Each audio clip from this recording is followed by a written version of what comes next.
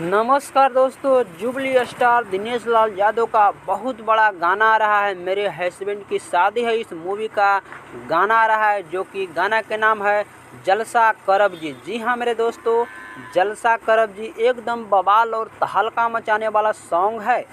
क्योंकि पहले भी मेरे हस्बैंड की शादी है, इस मूवी का पहले भी गाना आया तो एकदम ब्लास्ट है। ये ज़्यादा कुछ ब्लास्ट होने वाला है, क्योंकि गाना को गाए हैं संध्या सरगम और म्यूजिक दिए हैं ओम झा और गाना लिखे हैं अरविंद तिवारी। और वीडियो गाना में नज़र आने वाले हैं दिनेश लाल यादव और अमरपाली दुबे और काजल राघवानी। तो एकदम बवाल और ख़तरनाक गाना होने वाला है, क्योंकि बहुत बड़ा बड़ा एक्ट्रेस इसमें नज़र आने वाले हैं। एकदम बवाल और धमाल मचाने वाला गाना है।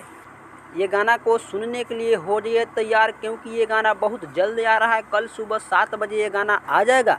तो ये गाना सुनने के लिए DRJ रिकॉर्ड भोजपुरी के YouTube चैनल से ये गाना सुबह 7 बजे आ रहा है।